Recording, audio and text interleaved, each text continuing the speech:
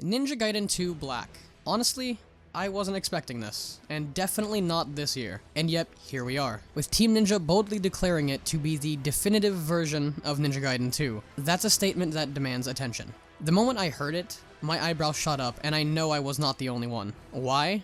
Because Ninja Gaiden 2 has earned its place as a hallmark of the franchise, widely regarded as the best entry to date, even with its unfinished state and what its own creator described as imperfect balance. The game achieved near legendary status among fans, pushing the action and intensity from the first reboot game to utterly absurd and glorious heights. It's been celebrated for years as the pinnacle of fast-paced, visceral combat, but even greatness has its flaws. That's where Ninja Gaiden Sigma 2 comes in, a version developed to bring the experience to the PlayStation 3. If you're familiar with the series, you already know the reputation it carries. Sigma 2 isn't just viewed as a disappointment. Many fans argue it's the lowest point in the franchise. Some even go so far as to say it's a completely different game entirely, and frankly, they're not completely wrong. The changes made, like the addition of new but largely uninspired chapters and boss fights, felt unnecessary, while the heavy censorship of gore stripped away the fundamental piece of the series' identity. It's no wonder that this version left a sour taste for so many players. Now, enter Ninja Gaiden 2 Black, a game tasked with filling some incredibly large and admittedly blood-soaked shoes. So, the question is,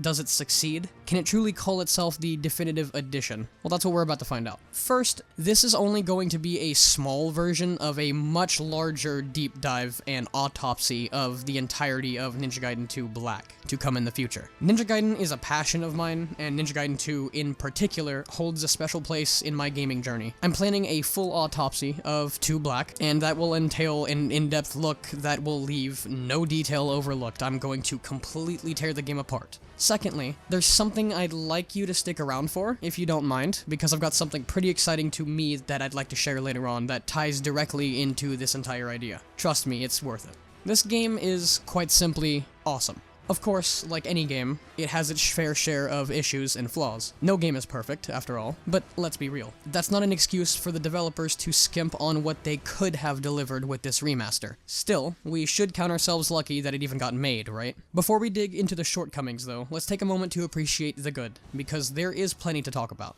Let's start with the lighting and all the graphical stuff first. I'll admit, I, right now, am a huge nerd for lighting and shaders in games. And this game absolutely delivers. Crisp, clean visuals, stunning god rays. Yeah, that's my happy place. And when it comes to lighting and atmosphere, the later chapters are where the game truly flexes its artistic muscles. A Tempered Gravestone and the Underworld Abyss are absolute standouts, in my opinion, with striking visuals that make those levels unforgettable. Recently, I played through Ninja Gaiden Sigma 2 while waiting for news from the Developer Direct, just in case an announcement was on the way, and funnily enough, it turned out that I was right to do so. Sigma 2, as many of you know, had a graphical overhaul that improved most of the game's visuals, though the character models were largely left untouched. So going straight from Sigma 2, already the graphically superior version, into Ninja Gaiden 2 Black was an exhilarating experience to me. But it also felt odd. The graphics simultaneously felt fresh and modern, yet exactly how I remembered them from back in the day. I was about 8 years old when Ninja Gaiden 2 first came out, and to my younger self, it was breathtaking. The remaster managed to capture what my brain thought the game looked like at the time, and that alone is an incredible feeling. Visually, the game shines in so many areas. The particle effects are generally excellent, and graphical updates to certain bosses were very much needed. Take the Gadamus from Chapter 4, for example. It used to look like a bland, clay-like golem creature. Now, it's a grotesque, fleshy monstrosity. To me, unsettling in the best way possible as a fan of body horror. Oh, and let's not forget about the gore. The gore is back, and it's better than ever. Vibrant, visceral, and gloriously over the top. The carnage in this game is on another level, and the sheer amount of what's happening on screen at once in terms of that gore, chef's kiss, there's blood actually everywhere. Now let's talk about how the game feels. While the differences from the original aren't massive, there are a few things that stood out to me right from Chapter 1. First, let's address performance. I played this game on Steam using an RX 7800 GPU, and it ran beautifully for 90% of the playthrough. I've seen complaints about the game's performance, particularly with the Xbox Game Pass version of PC, and kind of somewhat the Xbox version of it as well, but my experience on Steam has been a different story. The footage you're watching right now should speak for itself. Most of the minor stuttering and frame drops I encountered were directly related to having too many background processes running while recording the game. Without those factors, the game was buttery smooth, even in its most demanding moments. The few crashes I experienced toward the end of the game were also likely due to how many apps I had running simultaneously, along with just recording the game. I don't have the fastest CPU, so it happens. Overall, this game runs exceptionally well and feels polished. That said, there were a couple of minor hiccups. Once or twice, an enemy got stuck just outside of melee range, forcing me to use Nimpo or the bow to finish them off. These moments were rare though, and didn't significantly detract from the experience. The controls themselves feel sharp, responsive, and much snappier than the older entries, where input delay was sometimes an issue. To minimize latency, I of course use a wired controller, which works perfectly fine. And what pairs beautifully with those snappy controls is enemy aggression. Enemies feel slightly more relentless and aggressive this time around, and I suspect improved tracking of Ryu is a big part of that. Bosses in particular felt more precise and dynamic in their attacks. This heightened aggression made combat more engaging, to the point where I did find myself experimenting with combos I rarely ever touched in previous versions of the game. I didn't feel forced to use every tool in Ryu's arsenal, but the game definitely did encourage me to explore more of its mechanics, and that's a testament to how well this game has been designed in that area.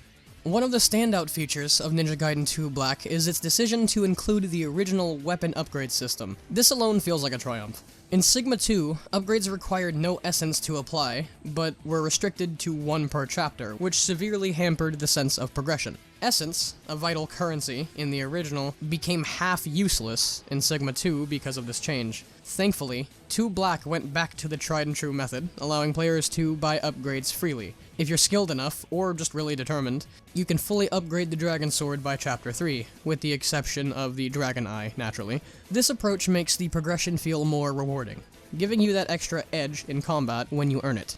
And then there's the boss fight pool, an area where the game really shines. 2 Black manages to blend elements of Sigma 2 and the original Ninja Gaiden 2, striking a balance that feels purposeful and fresh.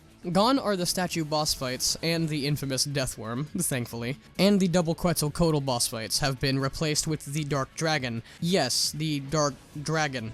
That's not semantics. The distinction in the name is actually tied to some really deep lore, and we definitely need to talk about that at some point, because this boss fight in Sigma 2 was just called Black Dragon. This is called the Dark Dragon, so what? This careful curation of bosses helps establish 2 Black as a refined version of the game, arguably the best iteration in this regard at least. But now we have to discuss the negatives, because as good as this game is, it's not without its shortcomings, and some of them are glaring. Now let's start with the most perplexing omission.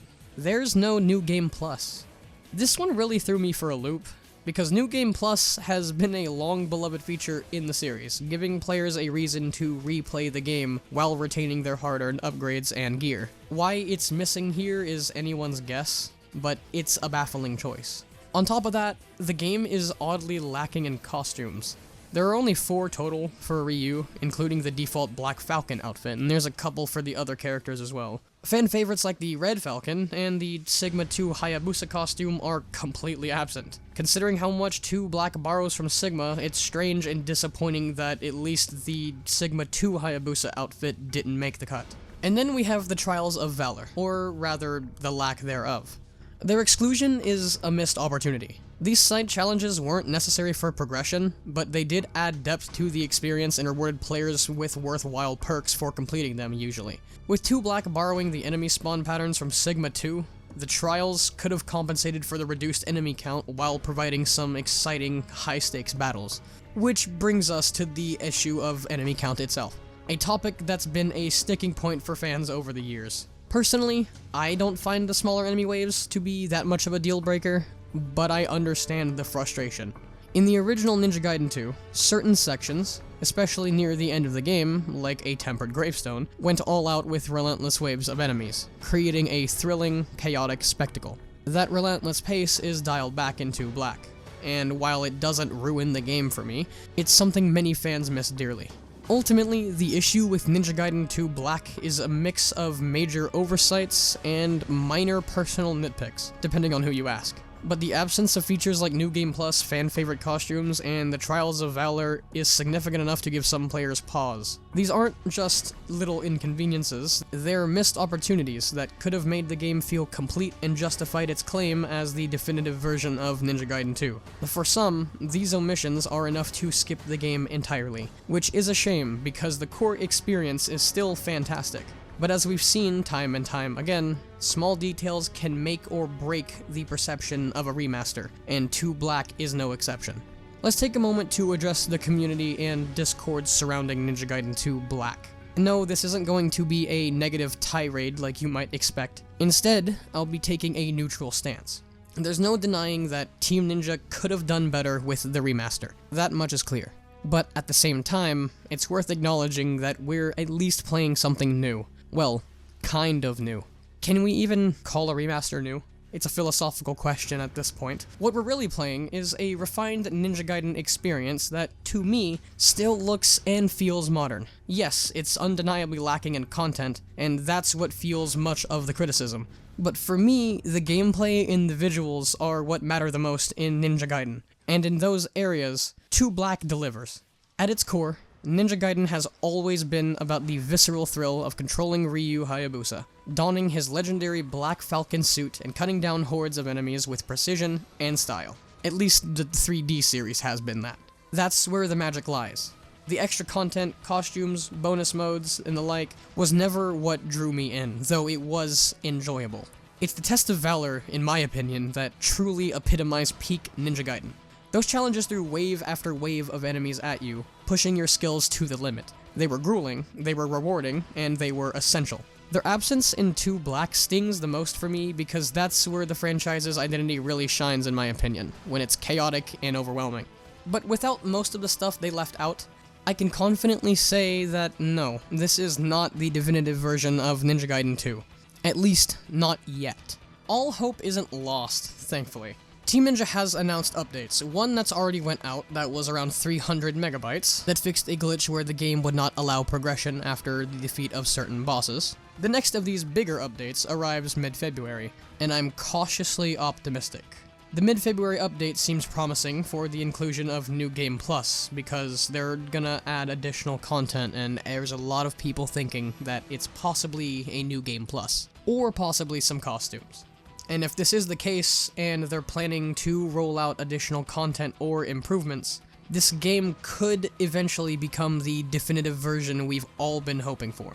That said, I'd be lying if I didn't consider the possibility of this release being rushed. If Microsoft is now partnered with Team Ninja, it's not far-fetched to assume that there could have been pressure to meet deadlines, leading to the game's current state. I'm not pointing fingers or making excuses, this is just playing devil's advocate. But the mistakes here are odd, to say the least. They're definitely mistakes that wouldn't have been as forgivable if this was a completely new release. To circle back, the issue with Ninja Gaiden 2 Black isn't that it's a bad game, it's far from that. The problem is that it's incomplete. It lacks the content and polish that made the original iterations of Ninja Gaiden so beloved. The Test of Valor, the costumes, the additional modes, the enemy count. All of these omissions collectively make the game feel like a shadow of what it could be. That's why I stand firm in saying that this is not the definitive version.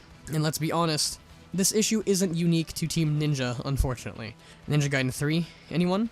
The gaming industry as a whole has developed a frustrating habit of releasing unfinished products, banking on post-launch updates to fill in the gaps. It's a reality that fans have become all too familiar with, and 2 Black may yet be another example of this. That brings me to something that I've been stewing on for years. An idea that directly ties into the discussion about incomplete games, and more specifically, Ninja Gaiden not feeling entirely like Ninja Gaiden anymore. What's missing? Or perhaps more accurately, what's been missing for the better part of 25 years now. It's the sense of a complete, fluent, balls-to-the-wall, action-packed hack-and-slash experience. A game that fully embraces horizontal and vertical movement, combined with semi-open world exploration. The relentless brutality of massive waves of enemies on screen, forcing you to decide your fate in mere seconds. A level of difficulty that doesn't just punish, it challenges, rewards, and leaves you with a deep sense of triumph. A story, a world, a game that grows bigger, badder, and more connected as you progress. And perhaps, most importantly, a creative vision that doesn't chase realism and instead says, screw it, let's go all in. That's what made Ninja Gaiden Black the pinnacle of the series. And that's the core philosophy that I'm promising to deliver with a project that I've been quietly developing.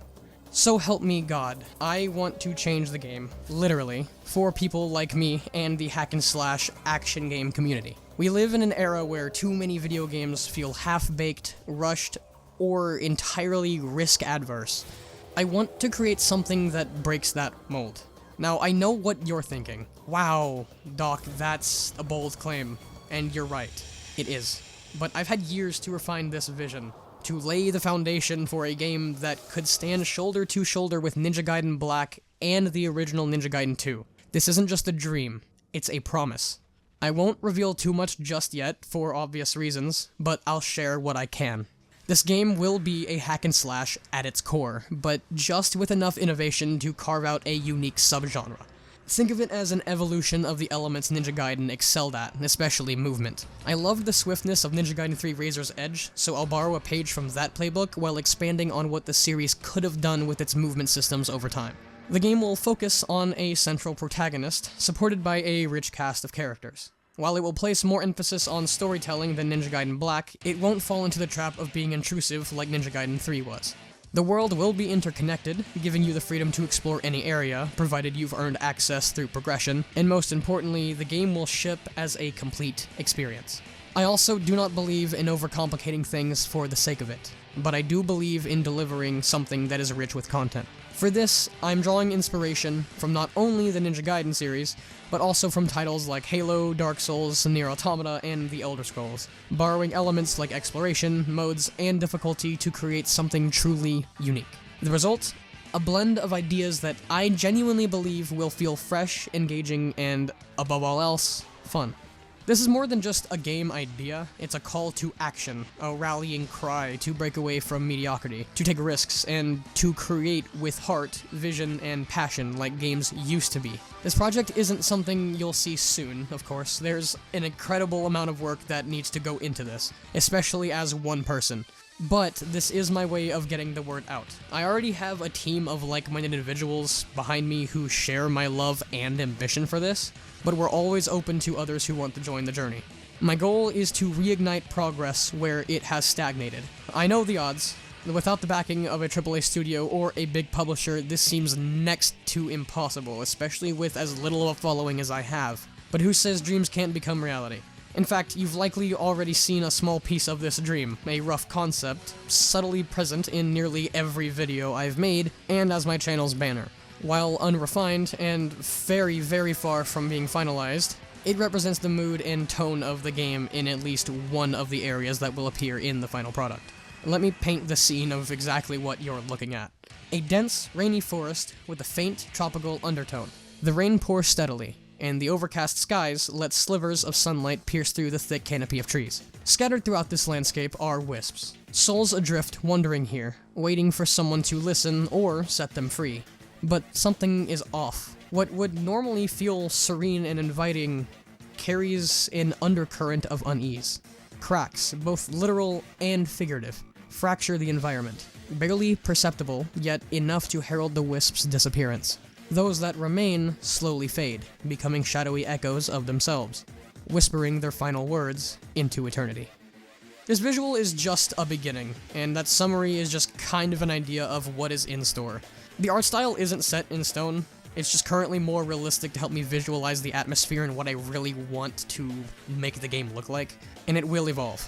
This concept art may be small, but it's something tangible, a stepping stone for an idea that I've nurtured since I was a child. Ever since my 3-year-old hands first played Ninja Gaiden in 2004, I had a dream, and in 2007, that dream solidified, and I've carried it with me ever since, and that is to create the world's next best action game. Over the next few years, I plan to make that dream a reality. Of course, it's gonna be a long few years, you know, it's not like, you know, your normal 3 to 5 few years, it's gonna be a while. It's ambitious, even nearly impossible, but that's exactly what I thrive on, and I'm ready for that challenge. I'm not entirely alone in this journey. I do have a team of people specializing in specific areas like coding, for instance, though for now, I'm handling most of the work myself. I've outlined a rough roadmap and am refining my game design document while continuing to research and perfect the game's mechanics. Recently, I've started making strides with Unreal Engine, experimenting and learning as I go. I've managed to create a basic dash animation and what I feel is some decently impressive water, so they're small steps, but they're meaningful ones. I'll be sharing updates here and there as progress continues, but the deeper details of the story and its elements will remain under wraps for now, again, for obvious reasons. What I can promise is that this project is fueled by a deep love for games like Ninja Gaiden, a series that not only inspired me to make video games, but also to pursue a specific vision. While this game will stand apart as its own unique experience, it will carry on the spirit of what fans loved about the Ninja Gaiden games in the early 2000s, reimagined for the modern era. This journey will be long, full of struggle, take a decent amount of time, and be anything but easy. But none of that matters, because I am willing.